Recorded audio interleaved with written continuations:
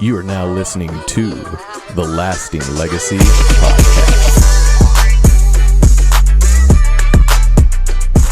Welcome back, everybody. Another episode of the Lasting Legacy Podcast. Thanks to everybody who subscribed. We're at 121 subscribers. So if you could just go down and subscribe before you continue watching this video, we would really appreciate it.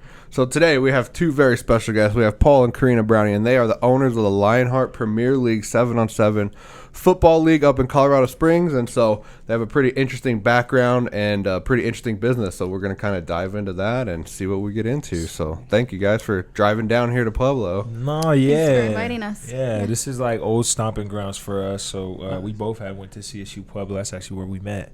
But, you know, if you guys don't know, Paul Browning, you know, wife Karina. I played football at CSU Pueblo. National champions 2014. That's you right. feel me? And then kind of left there, went on to go play some more football. Had some fun doing that for another 5 years. So got 5 years in professionally. Nice. And Which then, team? So the people know. So I was with the Browns and the Panthers, and then went into arena football after that. Nice. And there I played in Orlando for the Predators. That's one of the more known arena football teams, or the Columbus Destroyers. That was another one. Nice.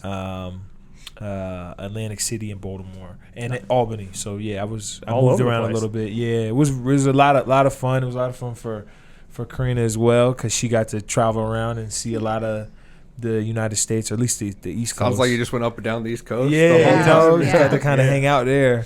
But yeah, That's then awesome. we went and got into the business which is Lionheart, so we can start training and giving the knowledge that has been learned and putting it back in our community, For sure. so they can make the better decisions than we did and take it even further than we were able to. Yeah, So, absolutely.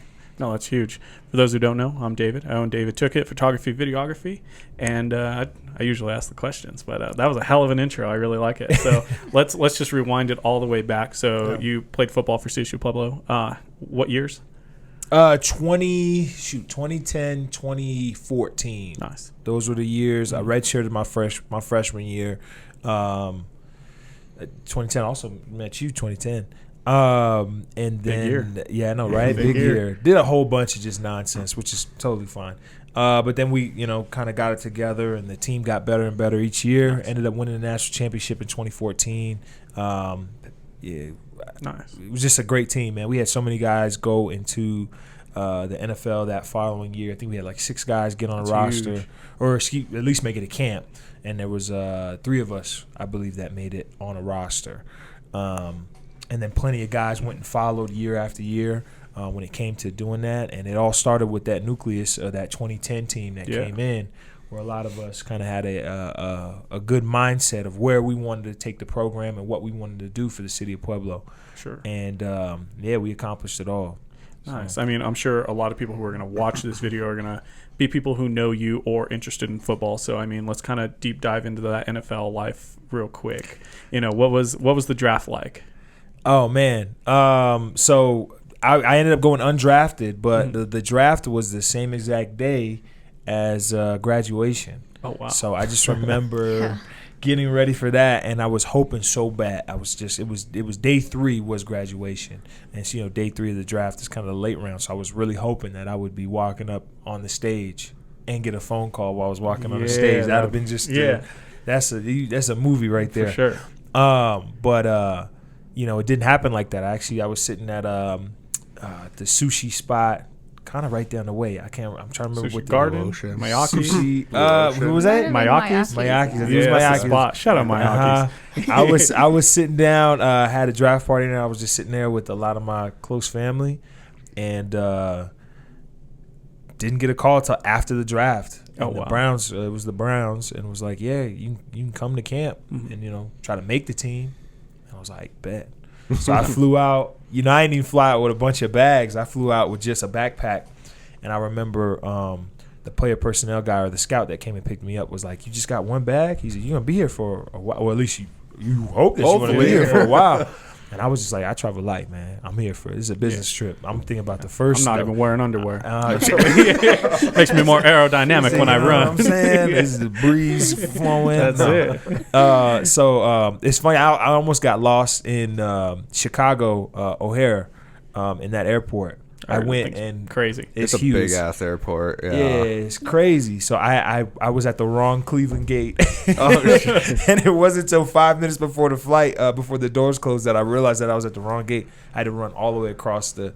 It was just a warm up, just a good warm up before I landed. O'Hare's not like the Springs Airport either. Like it's huge. Yeah. I was there for 10 hours, so I got to learn O'Hare real good. You had to walk around. That sounds terrible. Yeah, and it's just a wing. You probably had just one of the wings that you had to. Yeah. But no, I ended up finally getting to the plane, landing in Cleveland. Had to work out for 2 days, try to make it over guys from, Florida State and Clemson and USC. There were so many different big school guys, and I went out and I balled out, and they were like, "Yeah, all right, this guy we need to sign."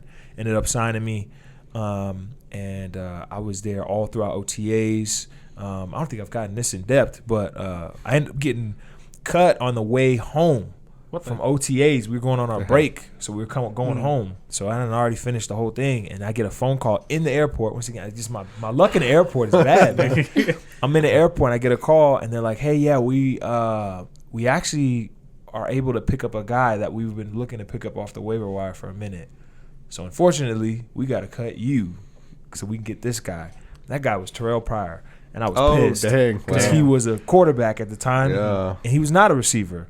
And I was like, "You cut me to fill that." Didn't he win the Heisman too, or no? Am I don't know crazy? if he won the Heisman. He was the man though at Ohio State. And but he was our offensive coordinator, Mike DiFilippo, who ended up winning the Super Bowl with the Eagles, I believe. But Mike DiFilippo was his offensive coordinator in Oakland.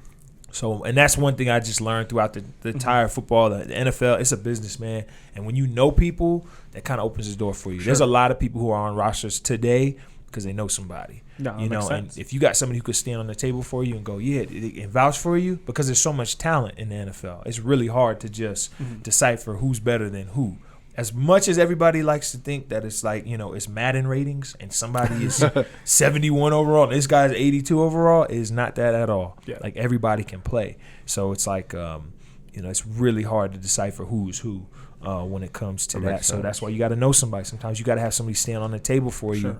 And somebody on the inside. Yeah. And I don't think Mike liked me anyway. I don't think I had a bad thing with offensive coordinators. I don't know. It was just NFL offensive coordinators, but I don't know. They just, a lot of times I came into the building and I was from this small school and they had guys that they already were kind of they were with, and it was a long road for me to travel to change some minds for guys, and so I got cut from Cleveland, ended up going to Carolina. That summer. Actually almost went to Tampa Bay, which would have been cool because I went to Whitefield High School. I'm from Colorado Springs, went to Whitefield High School. And at the time, Vincent Jackson, who was also from Whitefield High School, was out to Tampa as well. So we both would have been two Whitefield High School guys. That would have been awesome. That would have been so crazy, like so random. So I was staying with the quarterback for Pueblo at the time, Malcolm Rubin. And I'm getting ready to leave, and that's when I got a call from Tampa Bay, and I'm like, okay, cool. So Tuesday, I'm going to Tampa to go work out and do this all over again. Do it all over again, and then my agent calls like immediately after that, or I think Monday, because the next day I was getting ready to go to Tampa. He calls and says, hey, no, you're not going to Tampa. Carolina's signing you, so you're going to Carolina. And I ended up going to Carolina. I had to get on a red eye that night. Landed in Carolina. At like 6 a.m.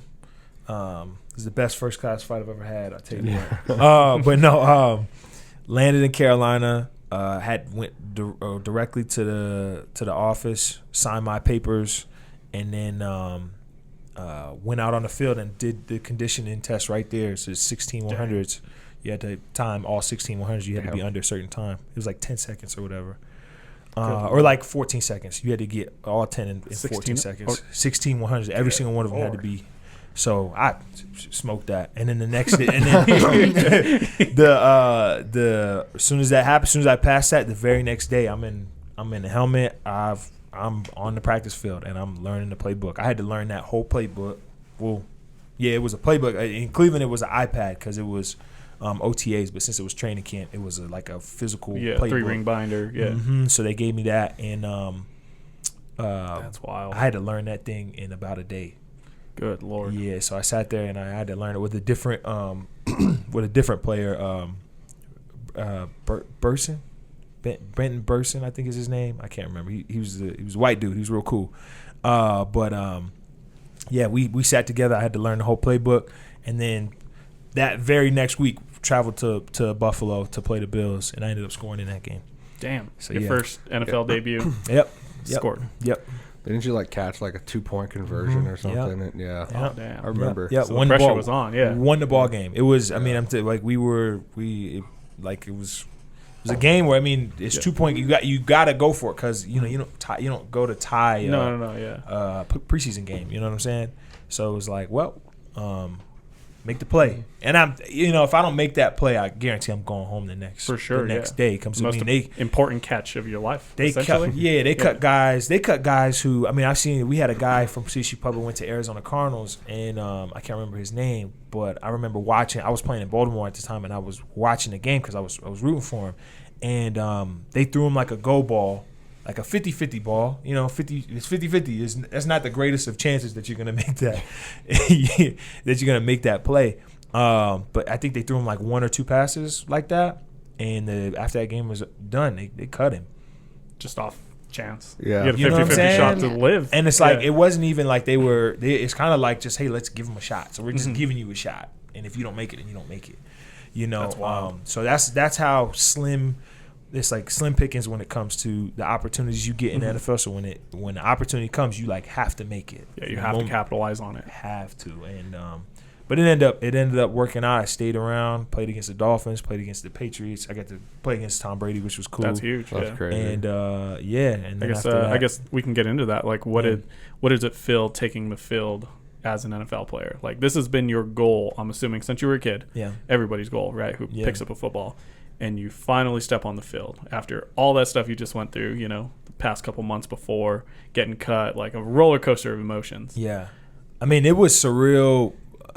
Just walking into the door. I give my hats off to the guys who even just made it into the door for NFL camp because that's hard to do. Some guys don't even get invited to camp. But I remember walking into Cleveland and walking into those doors and, like, they've got, like, Jim Brown – like played for the Browns, like some of the greatest players of all time played for the Browns, and walking in there and you seeing that, and you get your locker and my name is on that locker with my number and my jersey with my name on it, and I'm picking out my helmet that is a Browns, has that orange helmet, and all of that was so crazy, it was so surreal, and then to go and end up going to Carolina, and I'm in the locker room with Cam Newton, but not only that. When we go to practice, he's throwing me the ball, and I'm a guy to catch the ball. I got to make plays, or you have to make him look good still. Pat Tillman is on the other side, or not Pat Tillman, Charles Tillman, Peanut Tillman is on the other side. He's covering me, or I'm just in the locker room with Luke Kinkley. I remember I crazy, playing in a practice. I almost mossed him. Yeah. He's such a good defender. I caught the ball. I was ripping it away, and he punched it out through my hands. But it's like you get like there's some real good talent. And I went up against Josh Norman plenty of times. He's probably the best corner I've ever played against. But it's you just get to be able to experience that. Absolutely surreal walking into Baltimore and being in Ralph Wilson Stadium. Like there's so much, Jim Kelly and them, and so much history that's in there in Buffalo. And that's insane. What did that timeline look like from graduation to stepping on the pro field? How many months was that? Shoot, yeah. That's May. I graduate, and in August I'm playing. So that's a life-changing summer. Event. Yeah. So one Couple summer, months, it's like you're there, and you got to turn it on.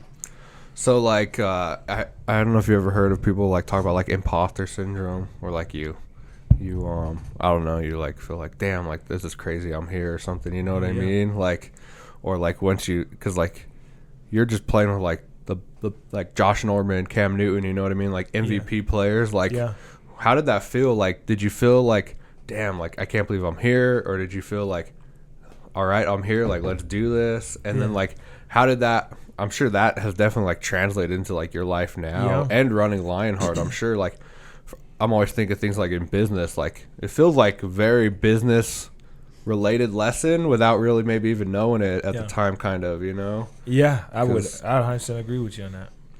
It's like you see people you idolize, like, for me, like, oh, wow, this guy, like, his business, like, does this much revenue or something. And now I'm like, oh, well, I don't know. I talked to him, like, and now we're chill, you know? Like, it's just a guy. You know what I mean? Like, is that kind of how it was? You're like, oh, Josh Norman's, like, just, well, probably not because you weren't playing.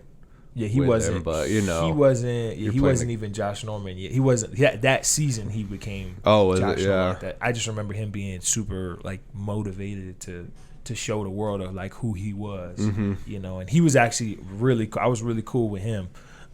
So we would talk, and we even talked after the season was after I had already left Carolina. We remained cool, and his brother actually played in arena football with me, Mario. So I was still connected with them. But when you get into it's I wouldn't say imposter syndrome, but you know, I look back now, like, for example, I got to do an NFL Films segment with Joe Hayden.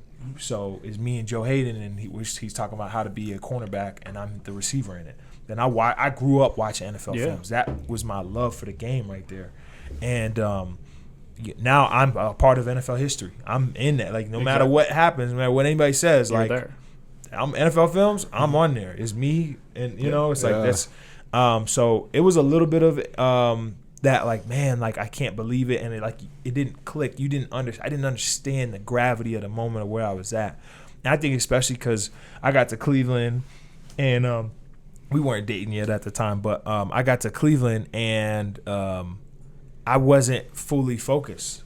Like, I wanted to go to see the Cavs play, because LeBron and them were in the finals. So I went to the finals to go watch them play. I mean, that was an experience of a lifetime in itself. Of course, But, like, you know, you guys are representing the same city. Yeah, you know, which is crazy. Yeah. You know, and it's like, but the you know, there was parties and stuff going on. Like, while that was happening, like, Greg Popovich is in the city, Kanye West is in the city, Deshaun Jackson. I mean, you had so many people who are in the city at the time, and, like, you know, I'm just some guy who was playing football at CSU Pueblo, you know, a couple months ago, and you're now, just as Miyakis eating sushi. Yeah, you know what I'm saying? And it's like it's like now we're here, and I didn't grasp the gravity of the situation, and it wasn't until I got cut from Carolina, from Cleveland, and I came home, and that's when we really got serious. We really started talking at the time. I remember I went and flew out to Carolina for the first time to do my workout,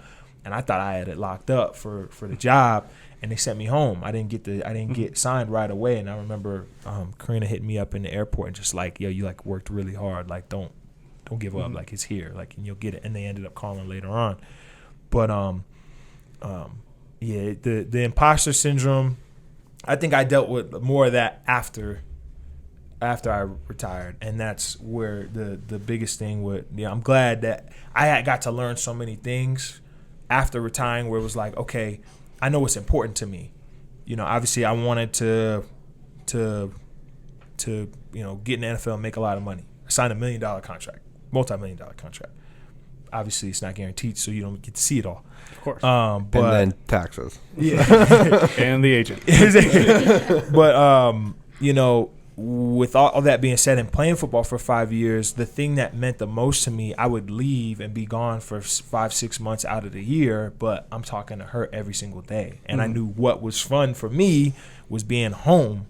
You know, us going to the movies, us doing different things, and that was important to me. That was what became important to me. So then when I ended up retiring, when having to hang it up, like, that's when I really had to lean on Karina, because it was like, who am I now? Because I didn't play football my entire life, and now I got to try to go out and, like, get, like, a normal job, or like, Yeah.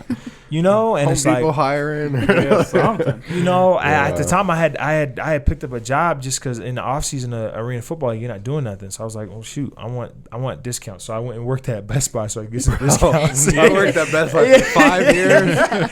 Oh man, I was working 1 day a week to keep the discount. Oh, bro, man, I Killer. went and got a TV. Like I got it, so I got a TV. And That's my your own whole system, yeah. system is set up just because of Best Buy. I love My it. Shout last- out to Best Buy. For real. My last day at Best Buy, I bought probably $500 worth of cords and cables that still sit in my garage Yeah. just in case. 'Cause Hey, they charging you extra. They charging Yeah. you so much interest on them cords. Your $20 agency, my cable's $1 Yeah, for it's the $1, employees. buddy. You know, Yeah. like, oh man. But no, but I mean, that was the thing for me where like I had to sit back and go, man, like, who am I?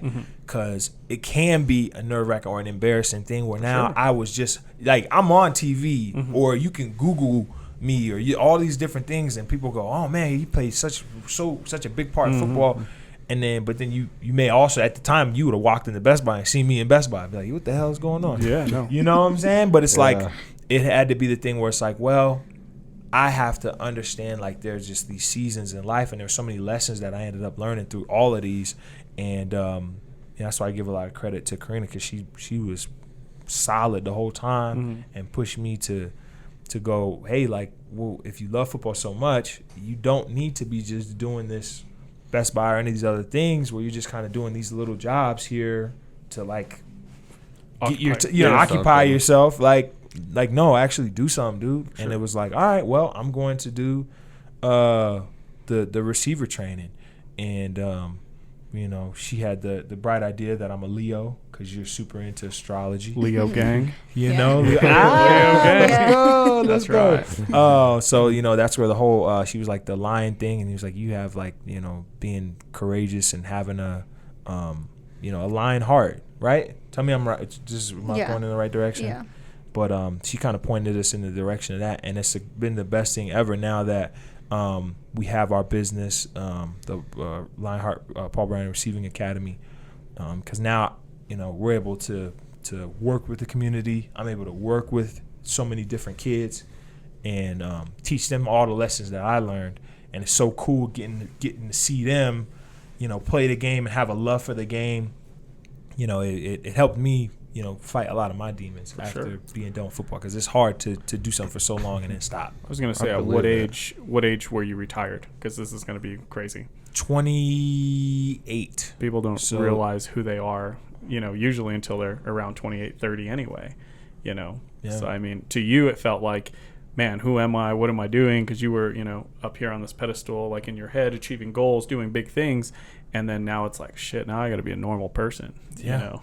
And I didn't even I didn't quit on my own terms. Yeah. Like, no, of course. COVID started. I was coming off. I had played my last season on a fractured ankle, and it was the best season I ever had. But I had to try to recover from that. I was fighting with workers' comp because they was doing their best to not pay me my money that I needed. That's crazy. And but then, you know, I ended up getting that. Typical. But it was typical, right? They don't want to give you They never do.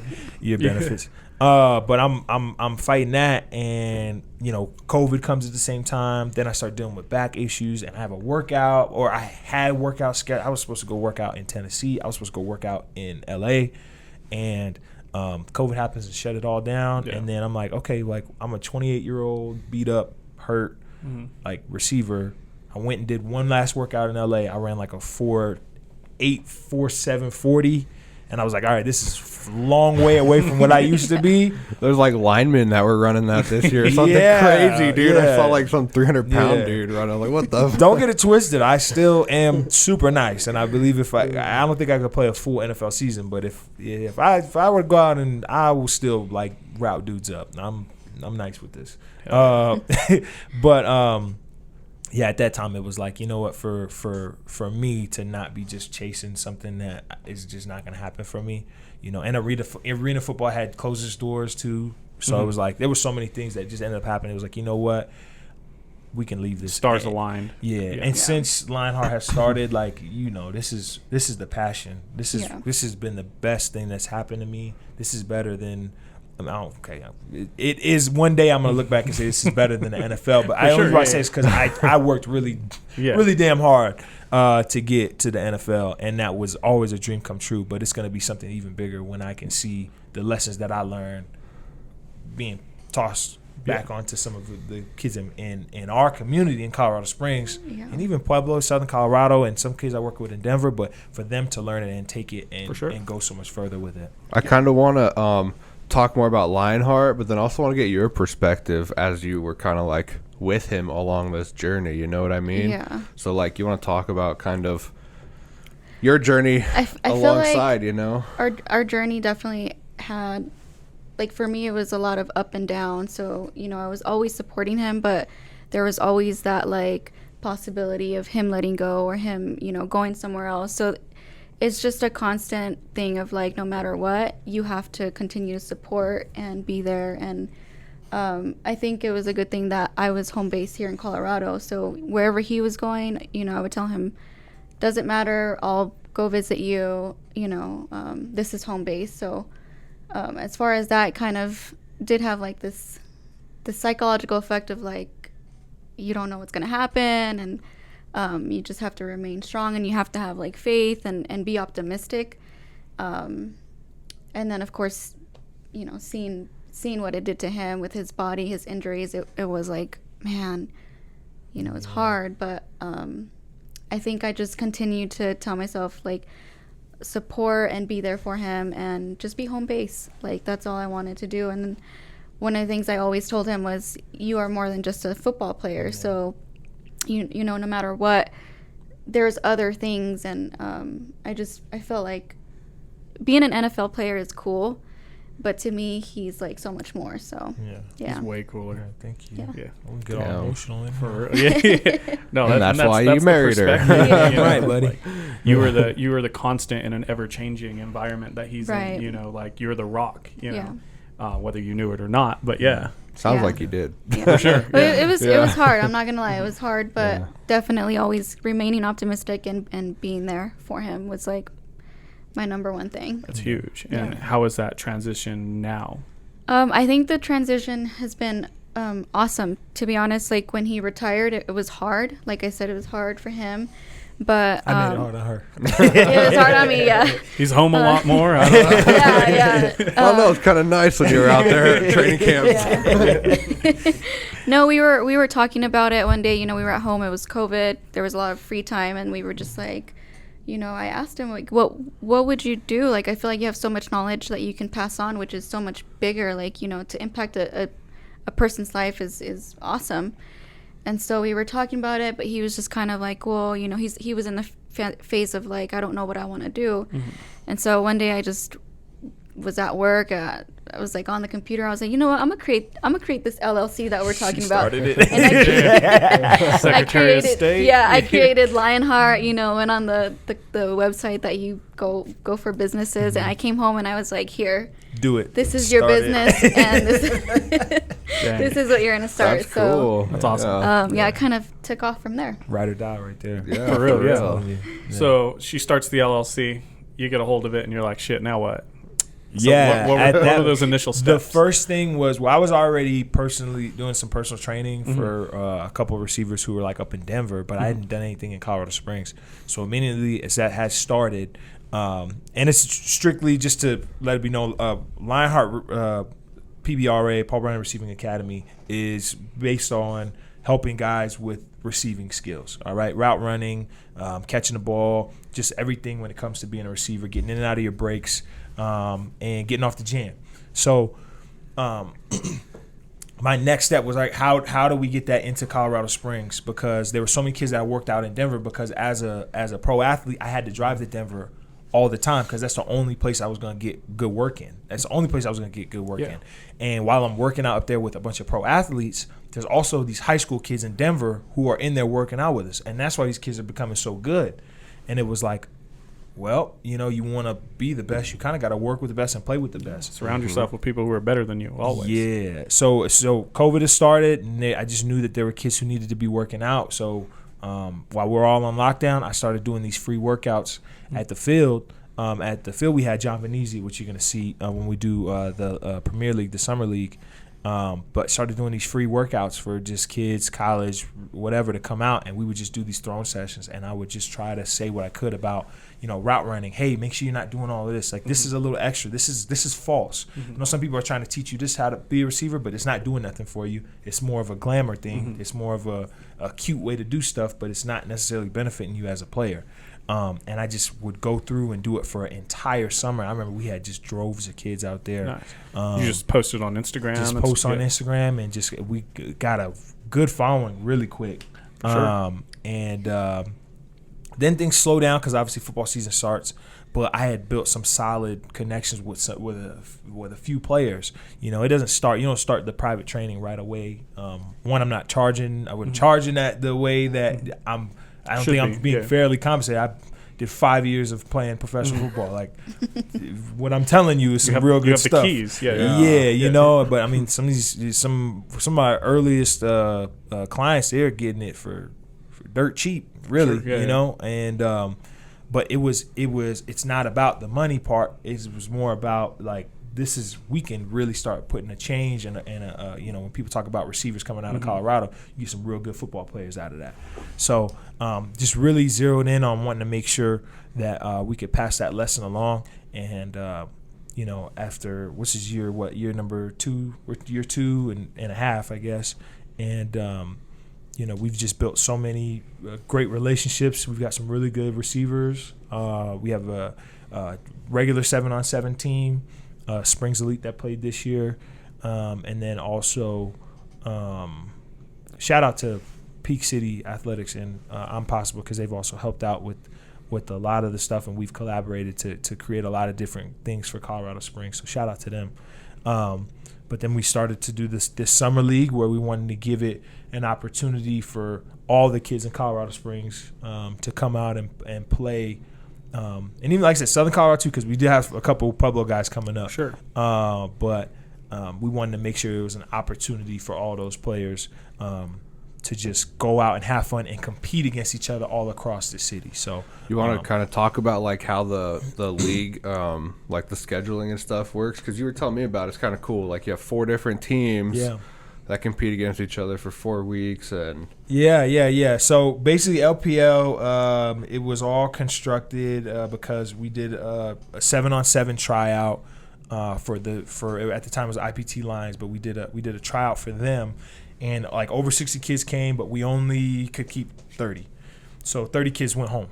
And it kind of sucks seeing that because there was some real good talent. So Karina was like, hey, like, how do you get more? Like, there was a lot of kids who came out. How do you include them? How do you include all of them? And it was like, you know what? If we have 4 teams, and I'm doing American Underdog, the movie, and I talked to another one of the players, and he was kind of going, yeah, man, like, I think a summer league would be really cool, or like this big league. So we created 4 different teams, all in Colorado Springs. The Commanders, the Olympians, the Flight, and the Blaze, all 4 teams. Which will have about 12 kids on each team. It's 7-on-7 football, and we play from June. We start June 11th this year, but we play from June into July. July 2nd is the last. It's championship week. Nice. And July 4th weekend. It's gonna be fun. You know what I'm saying? Yeah. And last year it was strictly all football. So we, like it's 7-on-7, so it's all passing concepts. You want to be able to understand the game, how to throw how to throw in certain concepts, how to read coverages, how to cover, how to do all those different things. But we wanted to make it more like the best example to do it is I know ESPN just did the 30 for 30 that came out yesterday about street ball, about the Rucker Park Summer League, the EBC League, and that's something I grew up on. Me and my brothers would watch things like Soul in the Hole or whatever it was, and watch the different ball players, Hot Sauce, a Booger, and it was something that was so important in New York City, and everybody in the summer knew that they were going to go to Rucker Park to watch that, and there's standing room only and everything. It's just crazy, and I love the idea of that. And it's if we can bring something like that to Colorado Springs, that type of culture when it comes to football, and you got the best playing the best from Mesa Ridge High School to Pueblo East to Valor Christian to whatever, all those kids come out and they're all playing in the summer, and they have no allegiance to their school anymore. They're on these four brand new teams, and these 4 teams play it out for 4 weeks to see who's the champion. Like, it made it the greatest thing ever. And because it's 7-on-7, there's no offensive line, there's no defensive line, but we decided, hey, we're going to add 1 offensive lineman, 1 defensive lineman. Now they're doing a 1-on-1. Now the quarterback doesn't just have no timer. It's more realistic. Have that pressure. There's more pressure tied awesome. to it. All of that is in it. So it just made for last year. The football was amazing. It was excellent football. You get to see some really cool plays happen because of that. And this year we were like, all right, let's bump it up. Karina was like, the sponsorship part has to really jump up. Das Financial jumped on. Hey, love it. Their uniform huge. sponsor. You're gonna be out there, name on the jerseys and everything. Oh yeah. So we're super excited, and I got a jersey for you as well. Hell yeah. We're gonna have food trucks out. We've got. Did you give me number 69? I didn't get you. No, I said, I can't believe I missed out on that. No, next year I got you for sure.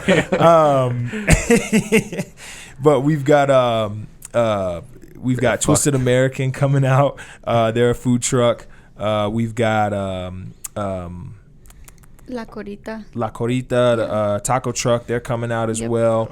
We've got Lucy, I'm Home. It's a Cuban food truck. Oh, so I won't even be out. at my booth. I'll just be eating. The whole point Find is, Brad at one of the food trucks. the whole point is for it to be something where obviously you have a bunch of sponsors and stuff that are out at the field watching, but at the end of the day, I want it to be like a barbecue. Yeah, it's just like party. a picnic. Yeah, it's a it's party at this park, and there's the best prep football players are all playing in the city. They're playing at the same time, and there's food and just a lot of fun. So that's the idea behind the whole thing. And last year went great. This year we wanted to be the same thing. We just upped the ante. Our draft is on Monday, so we're having the draft at Rhino's Sports and Spirits up in Colorado Springs. Nice. So we'll have a bunch of the players, sponsors, coaches, everybody coming out. That's huge. And the players get drafted. That's really like cool. NFL, and it's cool. It's just there's this new alliance and this new friendships that are being formed For sure. from kids all across the Yeah, city. and I think that's huge. I mean, obviously in business, networking is huge, and the earlier you can make kids realize, like, you guys aren't enemies, man. You guys are fighting for the same thing. The more people you can connect with, the better. And let's face it, high school sports suck. Yeah. So giving them something to look forward to outside of that, it's huge. Like, think about, like, growing up. Like, I played baseball my whole life. Traveling teams, we're doing all these, like, Little League World Series, all this stuff. And you get to high school and it's like, oh, this is it? All that for this? And, it put a sour taste in my mouth. So, I mean, to give those kids something else to look for, as well, I think that's and huge. to be able to work, because it's not just you, right? You have other NFL players that help out and teach these kids all this other stuff. We and most of the time it's all guys who played in Colorado Springs. So we have coaches from who used to play at K-State, coaches who used to play for one of the coaches used to play for the Commanders, just coaches from all over. A lot of them from the area, though. They come out and they're teaching these kids these passing concepts, and I don't know, it's just a fun thing. We'll have plenty of guests come down this year. I've got one real cool guest coming down who had played for the Titans for like over 10 years. He's going to be coming down this summer. Almost like a guest speaker or guest coaching? Guest speaker. He'll come down and just he'll watch it. And the goal is for in the future. I know you guys are going to get to your question here in a second, but no, you're good. Yeah. The goal of the whole thing is to one day it is such a big thing, and there are it's Olympic City, Colorado Springs. Yeah. So we have so many players who would be able to come down and just check it out because they just want to see the festivities, and they know that that's something Colorado Springs has to offer. So we have believe it or not, we have a lot more pro athletes coming down to Colorado Springs than you would think. But they just don't stick around because there's nothing going on. I get it. So.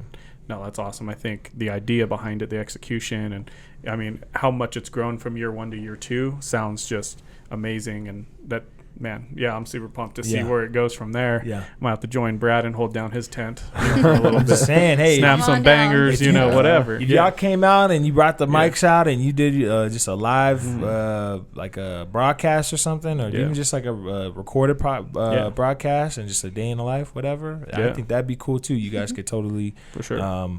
get to experience that and then broadcast it too. That Everybody was else. that was one of the things I want to touch on. Now, we wanted to also, obviously the event is for the kids and for them to learn, but we wanted to bring the community together by having vendors and sponsors. Yeah.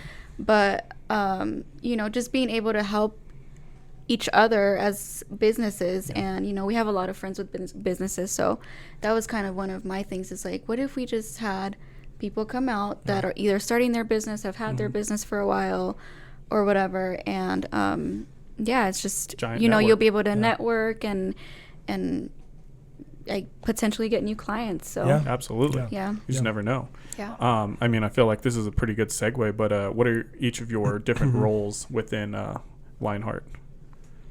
Yeah, I got this Obviously, one. you do the paperwork and you're on the field, right? Is Yeah, I it? know, right? I'm training and he's in the office. So she does more of the football operations. So when it comes to different things, when it comes to media, of like how we can run the media page or the Socials, Instagram page, yeah. the socials, building that content. Also being able to do some of the more business side of things, where she's got to help me put together the sponsorship packet, and hey, this is the direction we should probably take this. This is the direction you really need to take this like this. Hey, make sure you're handling some of these behind the scenes stuff. For sure. So then it makes it easier for me. I'm the Your head face, trainer of Lionheart. So I'm the head trainer. So I'm out on the field doing a lot of the coaching, doing a lot of that, building the workouts, figuring out some of those different things. So we work together to try to make this thing roll as best as possible.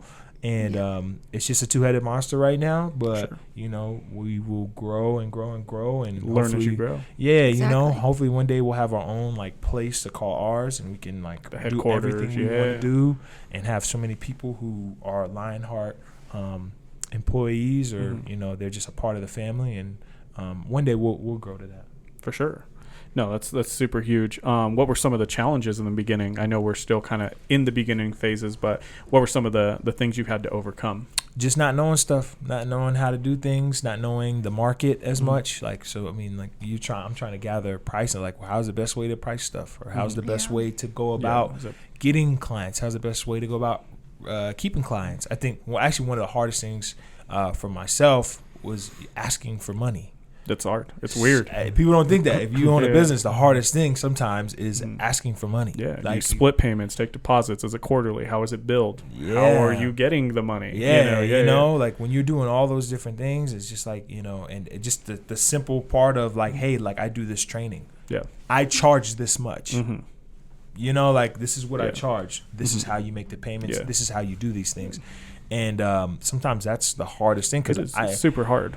I want to help, especially when this whole thing has been about the community and wanting to help everybody else. Yeah, but that's I mean, at the end of the day, it is still a business. It's a You business, still yeah. are putting your heart, soul, and everything you've learned up until this point into it. So, I mean, for me, my mind frame switch was, it's not like, this is what I charge. This is what I can give you. This is what I can provide value for you. Yeah. And you decide if that's something that you think is worth your investment at that point. Yeah. It is different, obviously, when there's kids involved and stuff like that. Yeah. But as you know, people will do whatever they need to do to get their kid to that level. Yeah. And this is one of those things. Yeah. If you want to be And, at I mean, that level. The more successful, the more money you make, the more kids you can bring in. Then you can have 6 teams or 8 teams or whatever, 12, So 24, yeah. Yeah. No, that's super huge. What other smaller challenges did you guys face that you didn't think were going to be an issue? Like dealing with parents, is that hard? I think that would be terrible. Most of the time the parents are super cool. The Oh, okay, parents, that's good. they're and that's the whole reason why I also don't coach high school or Yeah. anything like that, because I don't want to deal with parents coming like hey, like sure. why isn't my kid playing? For I sure, want my yeah. kid to play. At the end of the day, it's going to be, hey, your kid is. I don't guarantee your kid is going to go to NFL or be the greatest. No. Yeah. But when your kid comes to work out, what he puts in is what he's going to get out. For sure. And I think the parents who work with me are able to see that the time and the effort that I put in with, like, okay, I'm gonna put your kid through through this whole thing. Yeah. We're gonna work. We're gonna leave it all on the field, right? Yeah. And the amount of effort that they put in and what they put into this is what they're gonna get out. And I think for the most part, the kids that I've worked with, they're seeing that, and they go, man, like there's a huge change in who I am as a player. I think by putting a price on it as well, you're gonna really weed out the not serious ones as well. You know what I mean? 100%. Which is who you don't want anyway on the field. You know, you want people who want it bad. That's all they want. Yeah. You know, that's huge. You know, I think we kind of touched on it, but what are some of the goals that you guys have for the business moving forward? Maybe short, medium, and long term. Do you want to start? You want to start one of those? You can go ahead. We're gonna hire an assistant. No, the long-term goal is definitely having a place to call our own, having a business, having a facility, our own facility or whatever, and us being able to get kids to be able to come to the Lionheart field house, whatever that would be, and them being able to get their workouts in, and us being able to help them grow as players. I see the summer league being the biggest thing in Colorado Springs in the summer, and everybody can't wait for it. People driving up from Pueblo, people driving down from Denver because they all want to be a part of it. People don't even just go out just to be a part of the football facility. Sometimes they just want to go watch. That's the biggest thing. If we can turn it into that, if our 7-on-7 team can then start to try. We have a 7-on-7 team that then travels. Some of those things are the bigger things that I see for Lionheart. And then at the the last part is being able to impart a lot of wisdom onto different coaches who also work with me, so then they can do their own thing as well, or more importantly, they can continue to pour into the kids in our community, and then at that point the business is running itself for sure. So now I don't have to be outside doing all the coaching. Just now I oversee it all. Now I can oversee it and make sure that there are certain things that if we need to tackle, as far as continue to grow the business and grow the community in the right way, rather than just this we want to make this year, we want to make that. It's more if we can really grow and for sure touch on things that we want to touch on as a business, then we'll be able to do that. Have you doing more community relations and really growing the league? Yeah. That's awesome. Yeah. What about you? What are your long-term goals for it? I feel like he touched on it. Definitely something, long-term would be having a facility and just having somewhere to call home for these kids and for us and for Lionheart family. And then short-term is just, we have Lionheart or the LPL League right now, just continuing to see that grow. So this year, we're having food trucks, we're having vendors, but we don't know what next year is going to look like. And I think that's one of our I guess goals. New challenges. New challenges. For sure. Yeah. Like as far as vendors and sponsors, you don't know what that looks like, or we'll still have vendors and sponsors, but maybe next year, I don't know if we'll have like halftime games or something like that, something cool. Sure. Just continues to grow. Yeah. Obviously, I feel like there's we want it to run smoothly, so we're not going to do something that's like now we can't manage. Yeah, we don't want to do too much. We still want to kind of keep it all. Yeah. It's do a little bit this season. Okay, that worked. That was not worth the time. Yeah. Let's change directions. Go here. I think that's huge. Yeah. Now, what is the age range of the kids that you're working with? From class of 2022 to class of 2026. Oh, okay. So these are So all kids freshmen, going high into school, into freshman year, and everybody leaving. Okay. So all those kids are all playing together. That's huge. So, Do you think you would ever open that up to middle school or That's a Kinda goal. in the One plan, day the LPL can be something where we have 3 fields rented, For sure. and there's the high school. The big guys are playing here. We've got the little kids doing the little kids For sure. doing a game on the other field, and maybe the middle school kids have like a flag football tournament Just going getting it on as going. well. And it's like you can now. There's so much going on.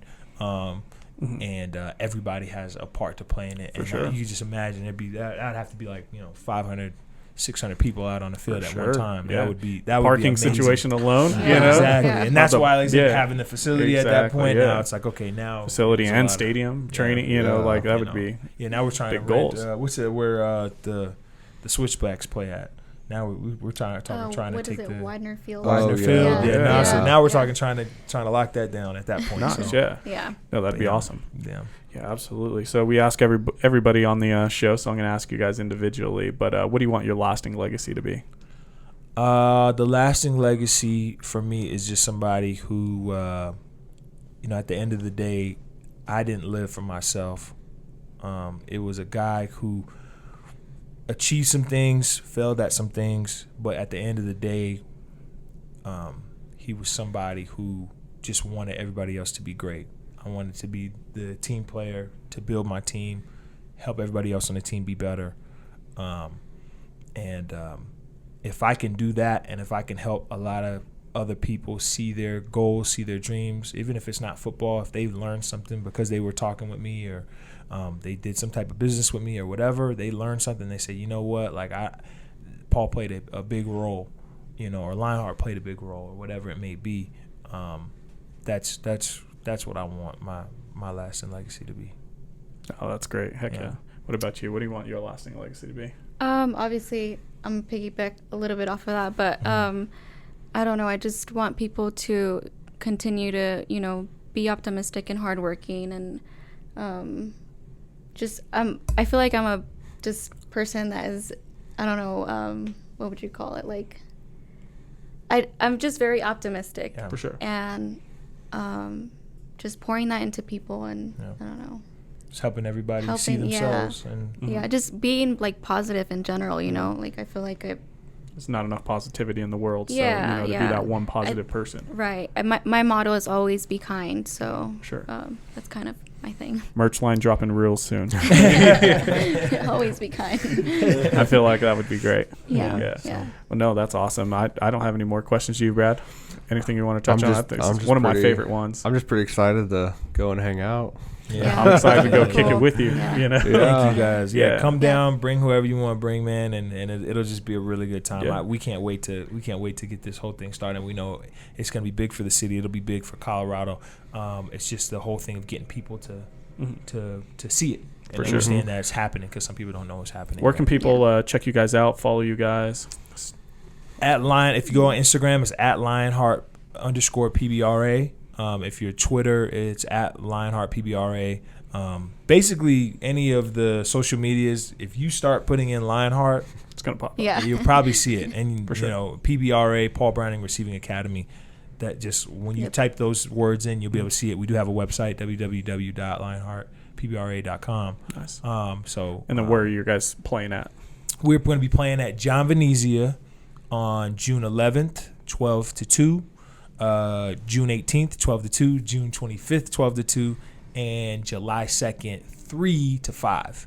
So that'll be the championship week. You guys will be able to catch us all at John Venezia, like I said, in Colorado Springs.